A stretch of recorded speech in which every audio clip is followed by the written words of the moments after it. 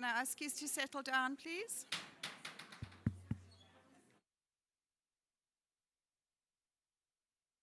Good morning, distinguished guests, honorable ministers, esteemed partners, colleagues, members of the media, and our valued online audience. Thank you very much for your patience. It is a privilege to welcome you to this historic milestone, the launch of the Biovac oral cholera vaccine clinical trial, which is implemented in partnership with the South African Medical Research Council. Today really marks a significant step forward for South Africa's role in strengthening regional health security, advancing scientific innovation, but importantly, delivering vaccine solutions that serve our communities on the continent.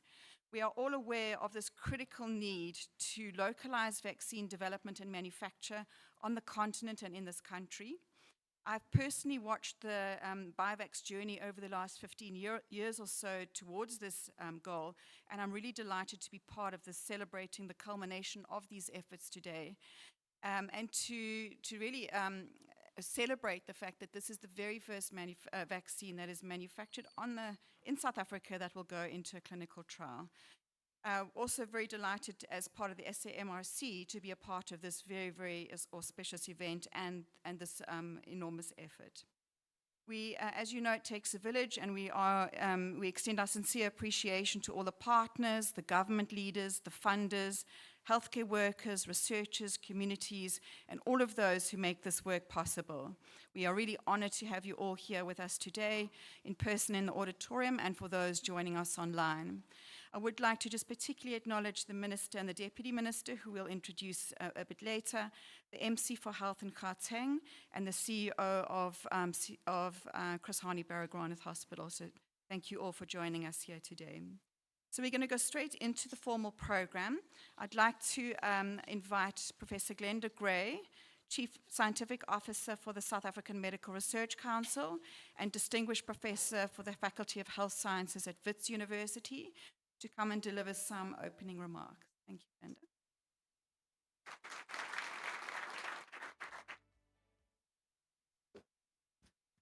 And I can't see anyone, so it's very dark.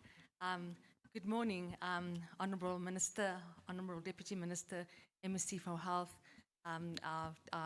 my boss, the CEO of Baragwanath Hospital, Morena, the Biovac, and all protocol observed. It's wonderful to be here.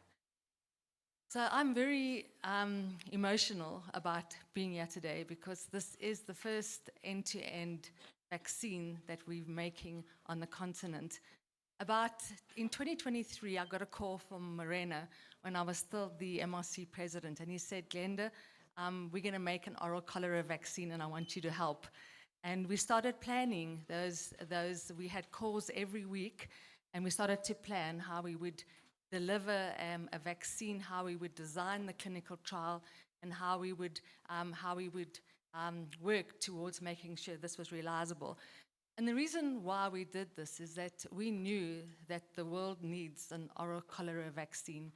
Today, about 1 billion people are at risk globally of cholera. And floods, droughts, and natural disasters displace people from their access to clean water. And that is why we need that. We also know that cholera has a high fatality rate. So having a vaccine will protect people from dying from cholera. And that's why it's very important today. It's very important. Already we've started the study. So we have sites in KwaZulu-Natal, sites in Gauteng, 2 sites at Baragwanath Hospital, and 1 site in Eastern Cape at East London. And it's very important for us to have got the spread of people from the total geography of South Africa. And this study that we're going to be doing involves both safety, so we're going to make sure this vaccine is safe, but we're also going to make sure that this vaccine is as immunogenic or as powerful as its comparator that's already available, and we will be using this to compare. So it's a very important study. It's also very important because not only are we enrolling adults in this study, but we're also going down to children, and then in a stepwise fashion from 7 to 14, and then from 1 to 6. So at the end of this study, we'll be able to say, we'll be able to have a beautiful package insert that describes the safety, the immunogenicity, and the availability of this product at a global level. So we're very excited. I want to also acknowledge Samrc. So when we first had the study design, and we knew that it was critical that Samrc had agreed with the way we would design the study, so that when we just started to design the study, we would be able to do it in a seamless fashion. So I want to acknowledge the hard work of SAPRA and our research ethics committees. To do studies like this, you need your ethics committees to approve it, to go through the informed consent, and to make sure that participants are protected. So it's a wonderful journey, and as I said, I feel very emotional, and I'm very grateful to Morena for entrusting the MRC and me to be part of this progress towards this oral cholera vaccine. So thank you very much.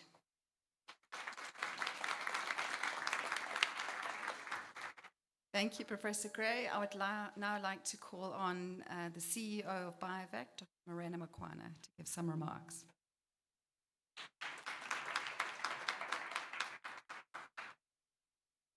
Thank you very much, Michelle. Greetings to the Minister and the Deputy Minister, and to the MEC of Health, I think who's making our way, and to the CEO of BARA as well, and all protocol. Today is, I think I wouldn't have said it better than what Glenda said in terms of being emotional about today. Biovac started in 2003 under extremely difficult circumstances when vaccine manufacture was not, sexiest of industry. We've been hard at it in terms of trying to this capability of end-to-end. I'll show a slide now. I just only have one slide that will talk about this particular project. But what also makes me extremely emotional today is that, when they say somebody is the son of the soil, I was born in Soweto. So this is my cousin. This is my cousin. I was born in a section called Rockville, but my high school is 2 kilometers from here. So I matriculated Immaculata in Zone 2. This is Zone 6. And so for me to come here, I was just reflecting, it would have been so beautiful for some of the high school students if we had better organized for them to come and see what is possible, that you can matriculate from here and you can do the wonderful things that we're about to tell you. So it's a real great day for me personally, and a great pride for me to be able to take you through this. Before I show the slide, we also have our journey, before cholera. This is a journey that Biovac has been attempting to develop vaccines for a long time. Now, many of you would know that we are known mainly to be full finish, where we bring the already made ingredients and then we just put them into small vials. That's what we normally refer to. But Biovac has been trying to develop vaccines for the longest time. We have been successful in developing the vaccine. What we haven't been successful in is taking them through clinical trials. We developed our first vaccine. It was against a disease called Haemophilus that causes otitis media and meningitis. We were successful in developing that vaccine, but the commercial merits were not fantastic, and we kept it in the fridge, and we ended up out licensing to others. 2 companies, one in Indonesia and one in Japan, have used the South African-made technology for Haemophilus, and they are using it now in commercial. So vaccines can be developed locally. We had a second attempt at developing an end-to-end vaccine, and that was against a disease called Group B strep, GBS, which is still a problem till today. Very complex vaccine, but funding ran out, unfortunately, and we couldn't take it into clinical. So in 2022, when we got the opportunity with the International Vaccine Institute, it was the base technology, the opportunity was rife, and we said, surely third time we should be lucky. So this is our third time lucky, and this is the first time that we are actually able to take a product into clinical trials. And so you can imagine, just the emotions that encompass after many attempts, after failure. And I'd also like to acknowledge our board. In 2019, when the funding stopped for our Group B strep, we were really at the threat of dissolving our R&D department. Because what were they going to do is a very expensive department to run, is all the scientists that are there. But I'd like to acknowledge our board who then, were persuaded that we should keep that unit going.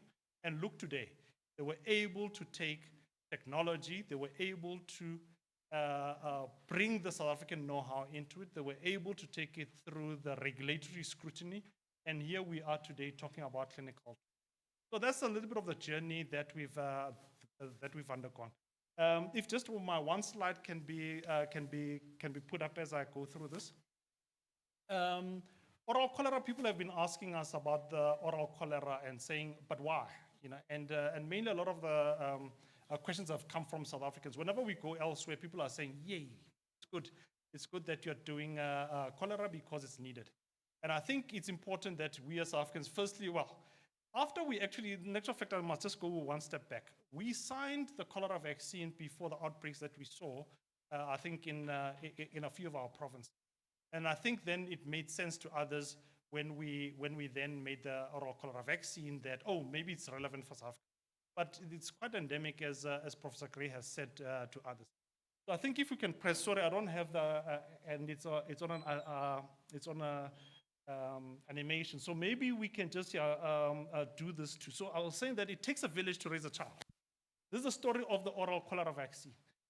It's a relevant disease. It's afflicting a lot of countries, even within the borders of South Africa. It's a very relevant disease, and as Professor Gray, over 1 billion people can be affected by it. We were enabled with the base technology from the International Vaccine Institute, and I hope they are streaming live and they couldn't be here. But we really got a very wonderful technology that they gave us that Biovac then took through the value chain. This part about our history that I've just outlined, that this technology found itself at least in a company that wanted to do something about it. We had some knowledge, we had scars to show from our history, but it could not be possible if it wasn't for the funders that I think if we click through, you will see as they come through. As South Africa, we know that we do not have much funding, particularly for R&D. And these are some of the funders that I'd like to acknowledge, being the Gates Foundation, Wellcome Trust, Open Philanthropies, and Alma Philanthropies, who I think are here as well. And so it would not have been possible outside of that. I think the vaccine ecosystem is important, Minister and Deputy Minister, in terms of what the country has. We often complain about what we don't have as a country. And I think we should continue complaining. But I think on another hand, we should acknowledge that which South Africa has already done in terms of at least putting some percentage of funding towards research. The MRC, and we know that MRC also had a lot of even the current, but the South African government and I think Treasury and Department of Health work very hard to make sure that it's kept afloat. And now here we are today working with the likes of the MRC, who are going to do beautiful work. I was saying that I didn't have to call many people. Glenda came, she was first to mind, made one call, and it was done. The rest we were going to sort out. So it was not even a shopping exercise to say, where was I going to go? But that's a wonderful personality, but also there's an MRC that I think all South Africans should be extremely proud of. And obviously we couldn't have done it without the help of the universities and the South African. I think my last 2 points relate to the regulator. We are getting into clinical trials. I think it's important to know that as this vaccine has been approved by SAPRA to go into clinical trial. Now, we'll still have to go to SAPRA once it's completed and get it to license. But this particular aspect is the first time that we have our own regulator scrutinizing a locally made vaccine from our facilities where it was manufactured, what we call drug substance, which is the first. South Africa has never had drug substance capability. Drug substance, that's where you really do the actual raw ingredients. SAPRA came and evaluated us and gave us a GMP certificate. That was one side that they had to approve. The second part that they had to approve was the design of the clinical trial, which the MRC and IVI helped us complete. So as we go into clinical trials, this has been scrutinized by the regulator for us to go into the next step. And that for us is powerful because obviously we need to make sure that we have quality assured vaccines, but also we can walk the journey with our regulator whilst they have to keep the regulatory hat, but we also hope that they will also walk this beautiful journey. And as the product becomes licensed, we're also hoping to get what is termed WHO pre-qualification, which will be an international accreditation for us to be able to supply to UN agencies. My last bit relates to where are we going to sell this product to, and who is in the community to make this available. So the product will be licensed locally once we are completed. It will be registered here, and if the South African government wants to buy it for either outbreaks or to have stockpiles, we will be very happy to make it available. But also the likes of UNICEF and Gavi, who are large UN agencies that buy for the most afflicted countries, have cholera vaccine as one of the top priority vaccines for which they would like to have more manufactured. As we sit today, WHO and UNICEF are buying from one vaccine manufacturer that's based in South Korea, who are doing a good job. However, unfortunately, it means that UN agencies don't have diversity of supply. That is where the likes of Biovac needs to come in, and maybe others that need to come in so that there's diversity of supply, but also that our continent can be supplied from the continent. So we will need some of these agencies to be able to do that. And I think that's and obviously, as I say, even our African counterparts, the AU, and what they'll need to put. So with those few words, I'd just like to acknowledge the 350 people that we couldn't squeeze into the slide. Biovac has around 350 people, for which we wouldn't be here. I'm just their spokesperson, really. But we have some of them in the audience here in Johannesburg. Many of them are in Cape Town. Some of them are traveling. These are people scientists that were able to take the technology, look at it, and say, we are going to do good. They had to look within the quality control environment. We had engineers that had to build some of the facilities that needed to be here. We had a regulatory, we had the human capital and the finance to be able to make sure that we're responsible with the funding that we are getting, and ultimately that we also get the product through the regulatory scrutiny. So I can't say thanks enough to the Biovac staff. But Biovac staff, you still have a lot more work to do. But I'd just like to acknowledge you for the work that you have done. On that quick note, thank you, Michelle, and I'll hand over to you.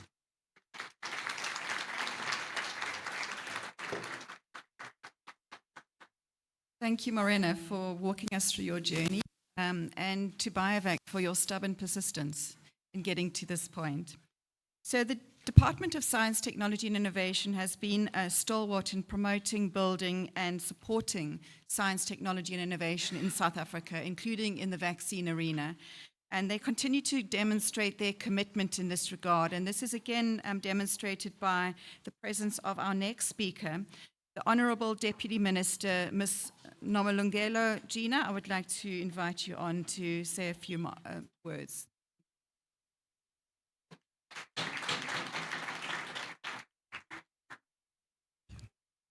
Just a second.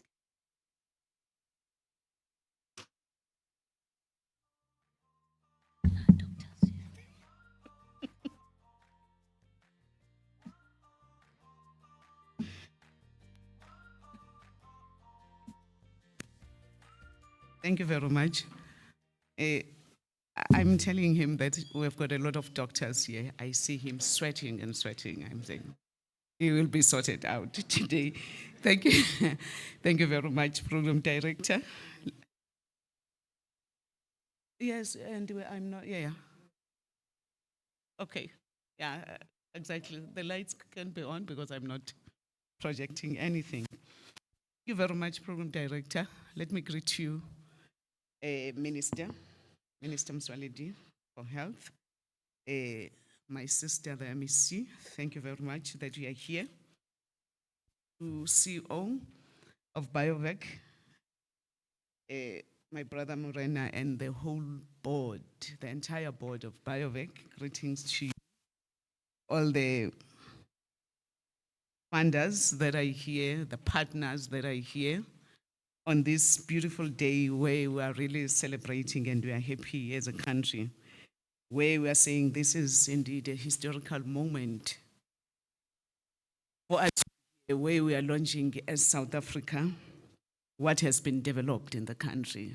I hope we're all excited. When I came here, Minister, people were very excited, and Glenda was saying she can't even speak the way she is excited. And I really assured her that I think we are all excited. We all know that cholera remains a dangerous disease, and it continues to threaten the lives and the well-being of many communities across Africa. The fact that you are gathered here today to witness the start of this pivotal trial of a South African-developed oral cholera vaccine, it's both a scientific achievement and also a symbol of hope of many people in the country and across the continent. While the vaccine is undergoing the clinical testing, this is part of the process to gather the vaccine registered in our country and the WHO pre-qualified, and we are excited, Morena, as we have said. What we are celebrating today is the capability and the confidence that South Africa now possesses an ability to design, an ability to develop and test and also manufacture vaccine within our own borders. And it's something to be celebrated indeed. This achievement is not the work of one organization alone.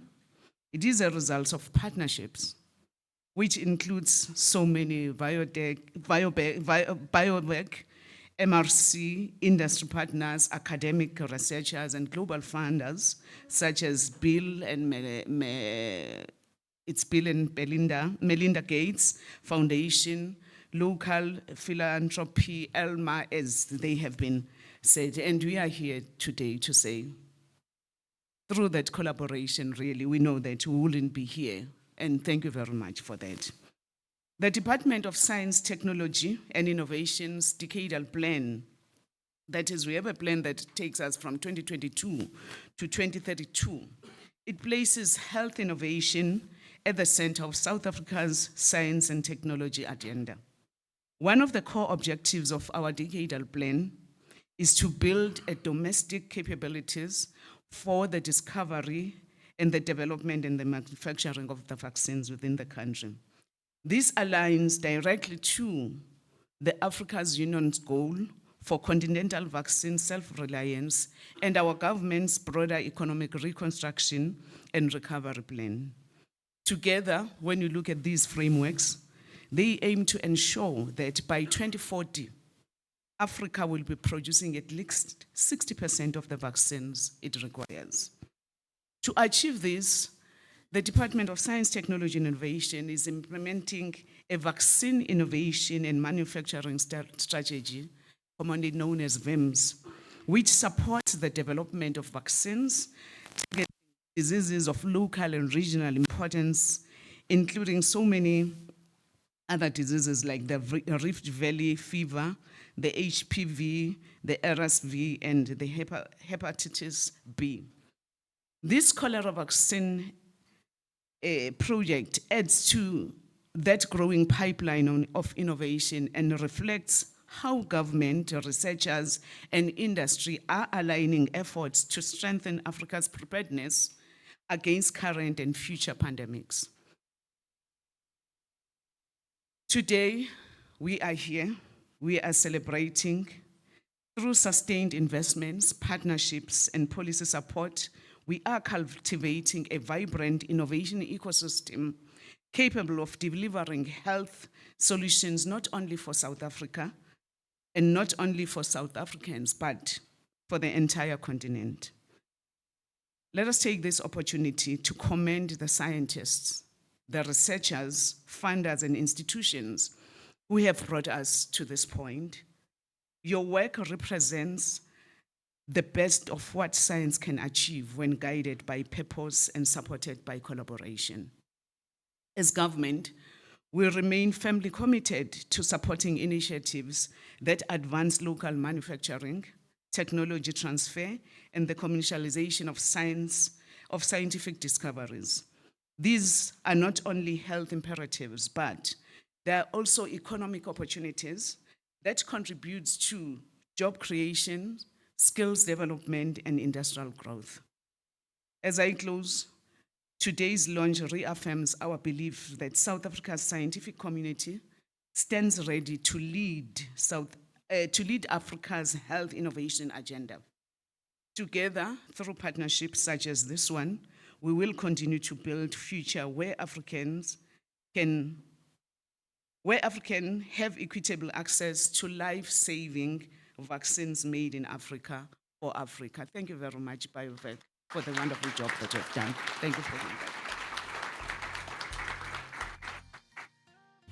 Thank you, Honourable Minister, for those inspiring words and for your department's continued commitment to supporting this vaccine ecosystem in South Africa. I would now like to warmly welcome the MEC for Health in Gauteng, Ms. Nkomo Relehogo, who will deliver some remarks, but also to introduce the Honourable Minister of Health.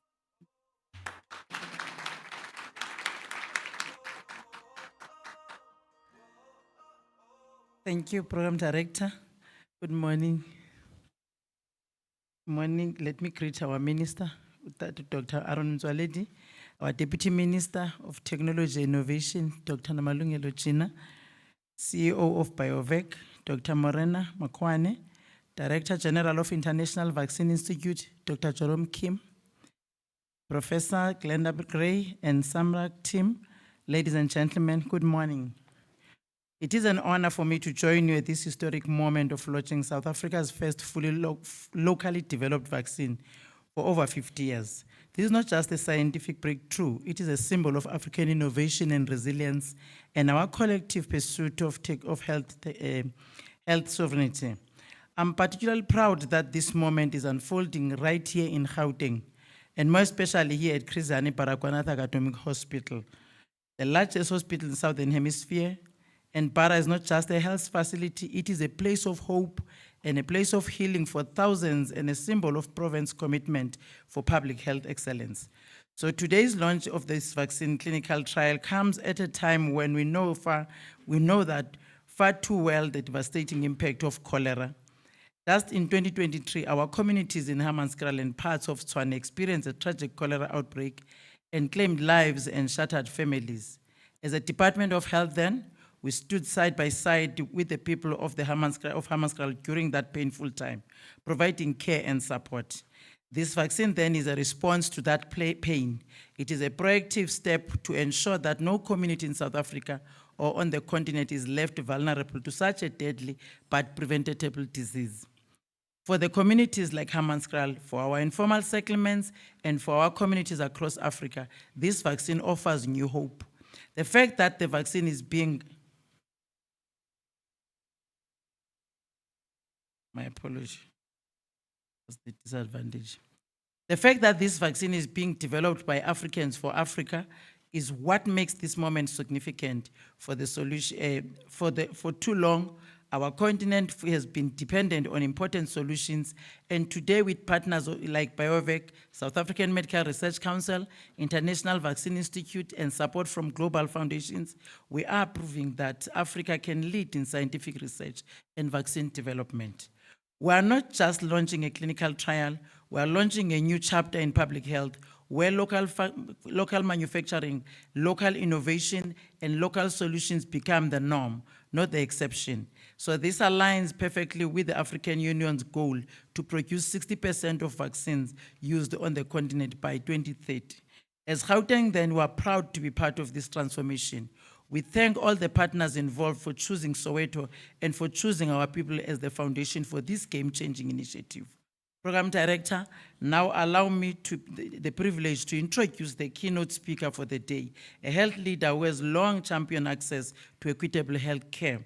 The strengthening of our public health care system, this is the man that has been behind this, and Africa's scientific growth.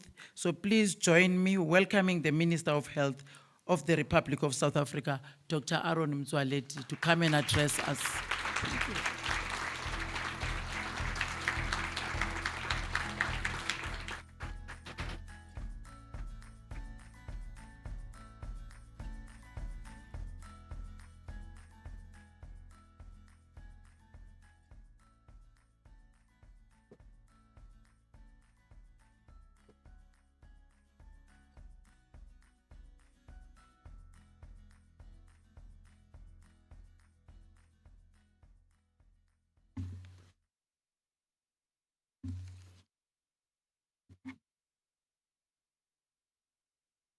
Program Director, Dr. Michelle Melder from South African Medical Research Council, my colleague, the Deputy Minister of Science, Technology and Innovation, Dr. Nomalungelo Kina, my colleague, the MEC for Health and Wellness in Gauteng Province, Meno Mantung Komorale Hoko, Dr. Morena Mukwana, Chief Executive Officer of Biovac, with your scientists, engineers, technicians, and your board, Professor Glenda Gray, the Medical Research Council Chief Scientific Officer and Distinguished Professor at the Faculty of Health Sciences, Wits University, the CEO of Chris Hani Baragwanath Hospital, Dr. Ntabise Makhan, distinguished guests, members of the media, ladies and gentlemen, good morning.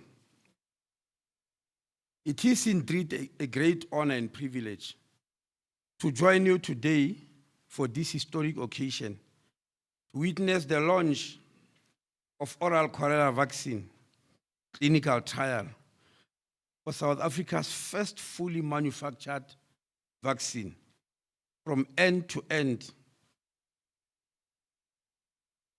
since the beginning of time. I stand here filled with pride and optimism for what this moment represents for our nation and the African continent as a whole. This is indeed a momentous day. For the first time in history, a vaccine ready for pivotal clinical trial has been developed, produced from start to finish, right here in Africa and on South African soil. This milestone is about reclaiming our country's capability to innovate and manufacture vaccines and to protect the health of our people, the people of Africa, and global recipients through global procurement processes. In the past, South Africa had limited capacity to produce vaccines locally, and this still continues. With our country relying on imports from other nations, the COVID-19 pandemic exposed the dangers of this dependence, where access to life-saving vaccines was often determined not by need, but by geography and global inequities. Today, we take a decisive step towards changing that story. We're changing our own story and writing our new chapter in history. Building local vaccine manufacturing capability, not just a luxury, it is a national necessity. It strengthens our sovereignty, enhances our health security, and ensures that our people are not left behind when the next global health crisis strikes.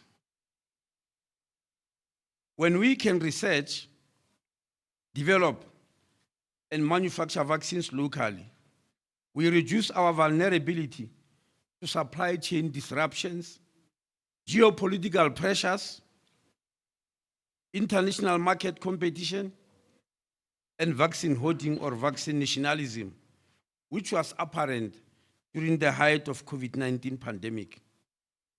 Local production of oral cholera vaccine will enable our country and the continent to respond swiftly, decisively, and equitably for our citizens and our neighbors.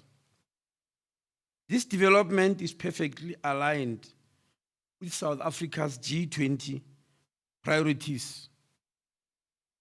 As you know, our theme for this G20 is solidarity, equality, and sustainability, which call for distributed manufacturing, fair allocation mechanisms, and global cooperation frameworks that aimed equity at every stage of responding to health issues, among others. We firmly believe that strong local and regional science and innovation ecosystems are vital for being prepared to handle outbreaks such as cholera. To be truly ready, every country must have access to all three critical tools: diagnostics, therapeutics, and vaccines. Diagnostic allow for early detection and containment. Therapeutics save lives by reducing the severity of the disease.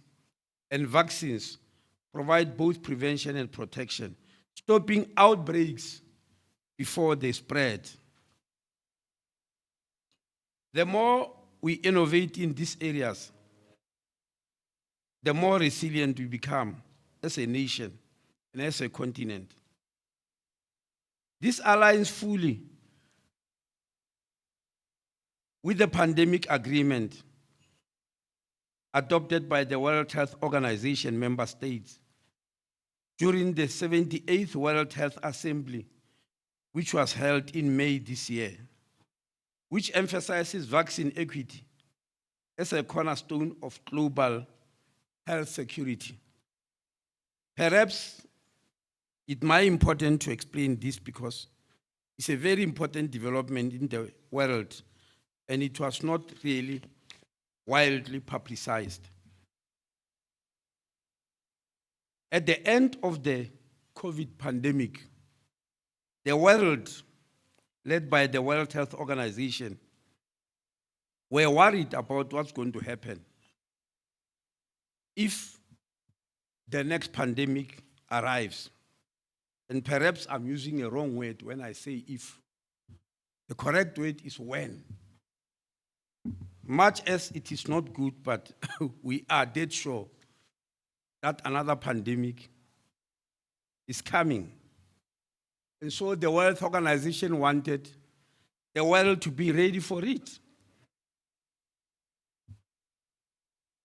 So they introduced a body called IGN, or Intergovernmental Negotiating Body. France and South Africa were selected as the two countries which must lead the negotiations, chair the negotiations with other countries to arrive at the conclusion. What must happen when another pandemic arrives? And coincidentally, the IGN was chaired by our former Director General of Health, Professor Matsoso. She was given the job to go to Geneva to negotiate this. Now, when ministers met in the World Health Assembly in May, we adopted this pandemic agreement, except that we are left with something very important, which is part of what you are doing, Morena, in Biovac. Something called PAPS. Pandemic Access and Benefit System. Because why these PAPS? Because ordinarily, or throughout history, pathogens are found here on the African continent. And scientists who want to study pathogens come here to our continent, study them, know everything about them, and fly out to produce pharmaceuticals on the basis of that knowledge. And we in Africa spend billions to buy those pharmaceuticals, which were developed right here on our continent because nobody could develop them. Now, under this new PAPS agreement, which we are hoping the negotiations will have finished and will sign by the World Health Assembly next year in May, is that if a pathogen originates from my country and you come and study it and produce a pharmaceutical, surely I'm entitled to a portion of that. And that's why it was not signed immediately, because the world is not as easy as, yes, it's very difficult part of the world, because some people refuse, even though it looks so obvious. But that's exactly what we are asking for.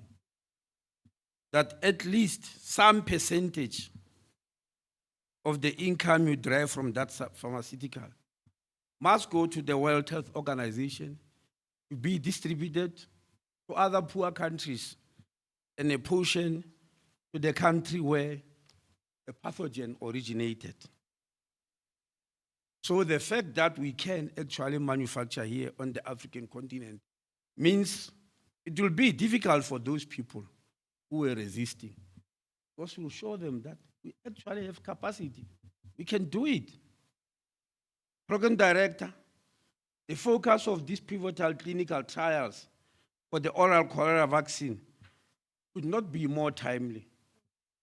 Cholera is a severe diarrheal disease caused by Vibrio cholera, often linked to unsafe water and poor sanitation. It can spread rapidly, causing serious illness and death if not treated. We are the first country on this continent to introduce in our vaccine program rotavirus vaccine and pneumococcal vaccine. There were no questions about the pneumococcal vaccine, and many of you may not know that since we introduced it, I think it was 2014, we reduced admission of children from pneumonia by a whopping 70%. Now, somebody asked when we introduced rotavirus, because just like cholera, it's a diarrheal disease. So somebody asked, are you guys giving up on providing clean running water when you resort to vaccines? Because yes, rotavirus and cholera simply means there's no clean running water. So they were saying, are we giving up and say we'll just vaccinate people and give them dirty water? And now this was a very good question. Very good question, because as some of you might know, the British Medical Journal, the Lancet, in their editorial in September 2013, it said, ever since human beings started populating this planet, health systems went through only two epochs. You may call them periods or whatever, but epochs, meaning a period of time. They say health went through only two such epochs. The first one, which happened early in the 17th century, was clean running water and sanitation, which we may take for granted. In the period before that, it was very easy to die. Those of you who read scientific history will know. Many women used to die very early. You read stories about women scientists throughout history who died at the age of 32, 40, etc. It's because of pregnancy and childbirth and no sanitation. They simply could die. Now, when this epoch of introducing clean running water and sanitation happened, life expectancy increased dramatically, perhaps more than even life expectancy increased in our country after we introduced the treatment for HIV. After we launched the world's biggest counseling, testing, and treatment campaign, you are aware that life expectancy increased in our country. But life expectancy also increased dramatically in the advent of clean running water. So the good question is, are we abandoning that? And coincidentally, the Lancet said the second epoch happened when vaccines started being introduced in the world. That was the second epoch, because we vanquished diseases even without funding their treatment. Of course, to complete my story, I need to mention that the Lancet was saying the third epoch is now arriving, and it's about universal health coverage, whereby people get treated, not because they've got money, but because they need treatment. Something which we call NHI in South Africa, which very mysteriously put us in court as if we were criminals. Very mysteriously. But of course, maybe I'm wrong to say it's mysterious, because we understand why. But the Lancet said that's the third epoch. It's going to change the world. And somebody asked, why don't you put things like heart transplant as an epoch, a change in human history? And of course, heart transplant was a very great innovation by our own Professor Christian Barnard. But as you know, it changes the course of individuals, not of populations. Epochs change the whole population. Even those who don't know about it, it affects them. Heart transplant, everybody who has got it will know that this thing exists. But the epochs of clean running water, or even vaccination, and even this cholera is going to change lives, even for people who don't know that today we sat here in Bara and celebrated this moment. Their lives are going to change. And those are called epochs. So the Lancet was believing the issue of universal health coverage will be an epoch where we change the manner in which healthcare is financed. Because at the moment, we know it's not going to be sustainable, regardless of people taking us to court and all that. So although cholera is not an endemic in South Africa, but the country occasionally experiences sporadic cholera outbreaks triggered by imported cases of this preventable disease from our neighboring countries. And I'm sure you all know, when there's a cholera outbreak, it's never nice. Not nice at all. In recent years, South Africa has faced periodic cholera outbreaks, including tragic loss of life in some communities. These outbreaks remind us that cholera, not a disease of the past, as some people may think. It remains a public health threat that demands preparedness, prevention, and resilience. If we have a locally manufactured oral cholera vaccine, it will mean that we will be better equipped to protect vulnerable populations, respond quickly to outbreaks, and save lives. Cholera continues to threaten many countries and constitute a major global public health problem. According to the World Health Organization, an estimated 1.3 to 4 million people around the world get cholera each year, and 21,000 to 143,000 people die from it each year. Cholera outbreaks in South Africa date back to the 1970s, often linked to natural disasters and poor sanitation, as we said. The first confirmed case was reported in 1974, followed by annual outbreaks from 1980 to 1987, leading to over 25,000 cases and 348 deaths. After the 2023 deadly cholera outbreak in South Africa, the department reviewed the 2014 version of the National Cholera Guidelines to align with the Global Task Force of Cholera Treatment.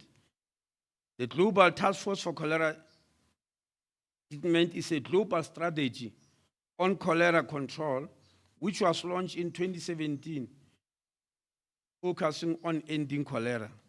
The local vaccine production will also boost economic growth of our country through job opportunities, reduced import costs, and the development of skilled workforce. I've already asked Morena here, the CEO, when we were sitting in the waiting room, how many jobs? Because that's what people want. And he has already told me, and I've seen it on your slides, that you showed 350 people who are working for Biovac. And he told me that by 2030, there will be more than 700. And one of the contributing factors will be this cholera vaccine here that brought us here today. So we believe this initiative will also attract foreign investment and create more opportunities for government support and export. I wish to congratulate Biovac on this remarkable achievement.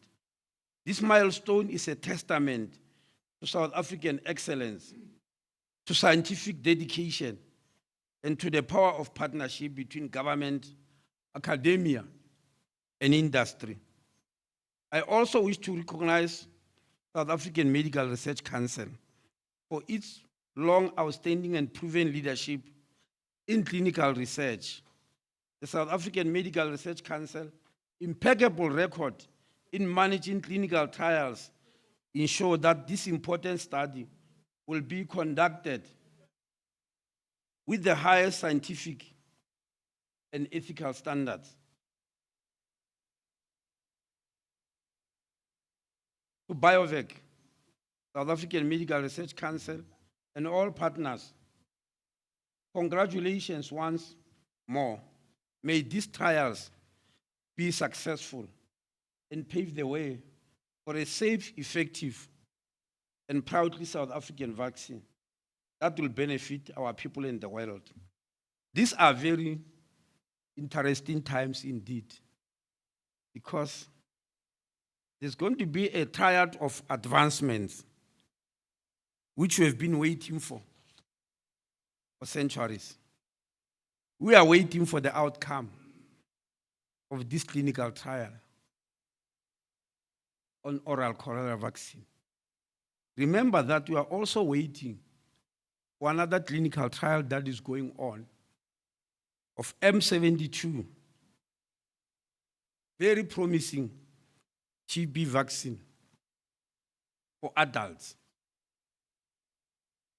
which we believe will be completed by about 2028. It is being tried in 7 countries, amongst them Zambia, Vietnam, Indonesia, Malawi, South Africa, Mozambique. But what makes me proud is that 65% of the people who entered the trial are South Africans. And so we are contributing hugely to that trial. And we believe by 2028, we might find the results. The third development coming very early next year, as you know, lenacapavir, not a vaccine, but it's going to be like it because it's prevention. And I'm very happy that the first doses will arrive before the end of this year. And we will be able to start rolling lenacapavir as early as March or April next year. So you can imagine lenacapavir, cholera vaccine, TB vaccine. Oh gosh, we're heading somewhere. Thank you very much.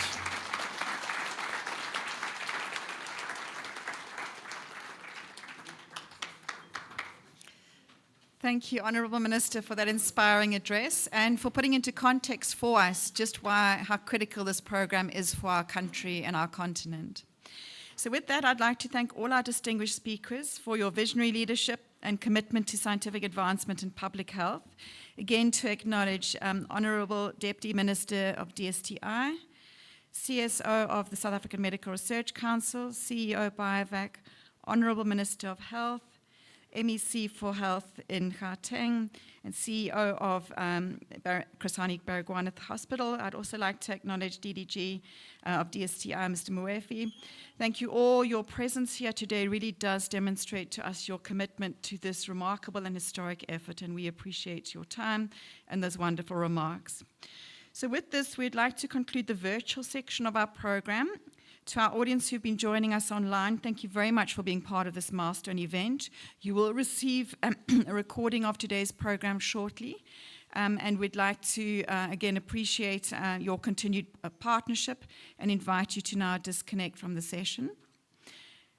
And then to our guests in the auditorium, we're now going to proceed with the on-site launch of the actual clinical trial being conducted at PHRU with an official vaccination. I just want to take you through some of the logistics, though. So the exit procedure will be as follows. The Minister of Health, the Deputy Minister, and the other delegates and their delegations will exit first. Thereafter, we'll exit row by row, first starting from the front. And we will proceed to the PHRU clinic area where the trial will be officially launched with the administration of the vaccine to participants. And then after that, we'd like to invite you to proceed to a networking area where there'll be refreshments served. And we encourage you to mingle with and discuss the study and the program with the researchers, the partners, and the fellow attendees as we celebrate this important event.